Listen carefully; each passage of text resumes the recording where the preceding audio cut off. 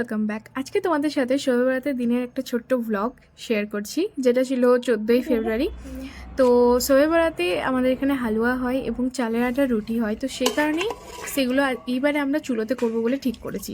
আর এখানে নানি আগেই ছোলার যে ডাল সেটা সেদ্ধ করে রেখেছে এবং এটা এখানে বেটে নিচ্ছে আমার মাসি।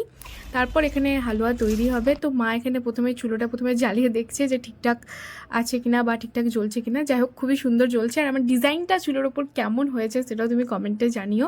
আমার এরকম চুলোর ওপর ডিজাইন করতে খুবই ভালো লাগে। জেনারেলি যখনই এই চুলোটা ভালো করে লেপা হয় মাটি দিয়ে, তখনই আমি এরকম একটু ডিজাইন বানিয়ে দিই, খুবই ভালো লাগে আমার দেখতে। তো মা এখানে প্রথমেই বানাচ্ছে ছোলার ডালের হালুয়া, যেটাকে বুটের হালুয়াও বলা হয়। তো সেটার জন্য প্রথমে ঘি নিয়ে নিয়েছে, তারপর নিয়েছে তেজপাতা, আর এখানে দারচিনি আর এলাচও নিয়েছে। তো সেগুলো ভালো করে মিক্সড করে দেবে এবং তারপর মা এখানে যে ছোলার ডাল যে বাটাটা সেটা এখানে অ্যাড করে দিচ্ছে। এই হালুয়াটা ভীষণই ইজি বানানো এবং খুব কম ইনগ্রিডিয়েন্ট দিয়ে এই হালুয়াটা তৈরি হয়ে যায়।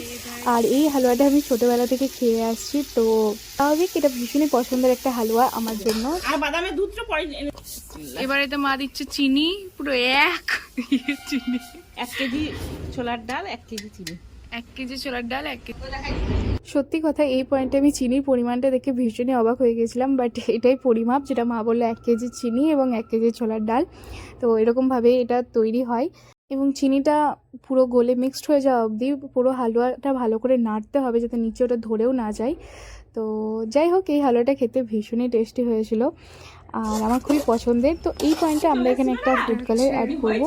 তো এই দেখো ফুড কালারটা, তো এটা টোটালি অপশনাল, তোমরা নাও অ্যাড করতে পারো, বাট আমাদের একটু পছন্দ কালারিং থাকবে, তো সে কারণে আমি এটা জলের মধ্যে সামান্য দিয়ে এই হালুয়াটাতে অ্যাড করে দেবো। এবং এই কালারটা ভালো করে মিক্সড করে এটাকে ভালো করে ফুটিয়ে একটু গাঢ় যখন হয়ে যাবে তখনই আমাদের হালুয়াটা রেডি হয়ে যাবে। তো ব্যাস, এটা এতদূর অবধি আমি ক্লিপটা নিতে পেরেছিলাম। তারপর এখানে তৈরি হচ্ছে বাদামের হালুয়া। তো তার জন্য মা এখানে কড়াই চাপিয়ে দিয়েছে, সেম প্রসেস, পুরো ঘি দিয়েছে, তারপর তেজপাতা দিয়েছে, তারপরে এলাচ এবং দারচিনি অ্যাড করেছে। এটা হচ্ছে গ্রাইন্ড করা বাদামটাকে ভালো করে ধুয়ে তার ছালটাকে সেটাকে রোস্ট করে ছালটাকে ছাড়িয়ে সেটাকে এভাবে পিষে নেওয়া হয়েছে। এটা ছিল চিনে বাদাম, তোমরা চাইলে কাজু দিয়েও করতে পারো। তো এখানে কিছু কাজুও অ্যাড আছে। এই হালুয়াটা খেতে এতটা টেস্টি হয়েছিল কি বলবো। এই হালুয়াটা আমরা রাতে খাওয়ার অপেক্ষা করতে পারিনি রুটি দিয়ে, তার আগেই আমরা এটা খেয়ে ফেলেছি। হালুয়া তো নয়, চিনি খাওয়ার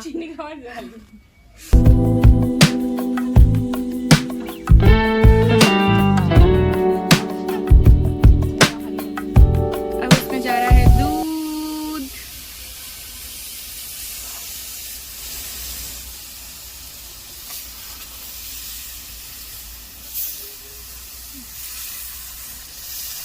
তো গাইজ, দুধ ঢালার পর কিছুটা কনসিস্টেন্সিটা এরকম হবে, যেটাকে একটু গাঢ় করে নিতে হবে। আর এই পয়েন্টে লাগাতার নাড়িয়ে যেতে হবে, একবারও বন্ধ করলে চলবে না, কারণ লেগে যাবে, তোমরা ভালো করে জানো।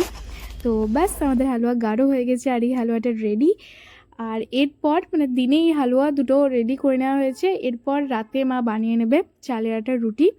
তো দেখতে পাচ্ছ এই হালুয়াটা কতটা টেস্টি হয়েছে, আমার এখনও মুখ দিয়ে জল চলে আসছে। এখানে হচ্ছে চালের আটার রুটি, এটা হচ্ছে জলিস, আর আমার মা এখানে রুটি বেলছে। তো গাইজ দেখো, মা এখানে কত সুন্দর করে জলিসগুলো বানিয়ে নিয়েছে। এটাকে জলিসই বলে, আমি জানি না এটাকে আর অন্য কিছু দিয়ে কি বলে। আমাদের এখানে তো এটা জলিসই বলে, তোমাদের ওখানে অন্য কিছু বললে অবশ্যই কমেন্টে জানিও। তো এটা আমিও করতে পারি, বহুদিন বাদ শিখেছি, বাট এখন মোটামুটি পারি আমি। আর এই এখন মা রুটিগুলো বেলে নিচ্ছে। চালের আটা রুটি বেলা আমার জন্য মনে হয় সব থেকে বড় টাস্ক, কারণ এটা আমি অনেকবার ট্রাই করেছি এবং সেটা ভেঙে গেছে। যাই হোক, শেখাটা কোনো ব্যাপার নয়, তো আমি শিখতে পারি। তো ব্যাস, এটাই ছিল শবে বরাতের ব্লগটা। আর এখানে আমার প্লেটটা রেডি হয়ে গেছে, যেখানে রয়েছে হালুয়া, রুটি এবং এটা ছিল দেশি মুরগির ঝোল। তো তোমাদের কেমন লাগলো ব্লগটা কমেন্টে অবশ্যই জানিও। এই প্লেটটা তো আমার অসাধারণ লেগেছে। তোমাদের কেমন লাগলো কমেন্টে জানিও। ভিডিওটা ভালো লাগলে আমার চ্যানেলটাকে সাবস্ক্রাইব করো। বাই।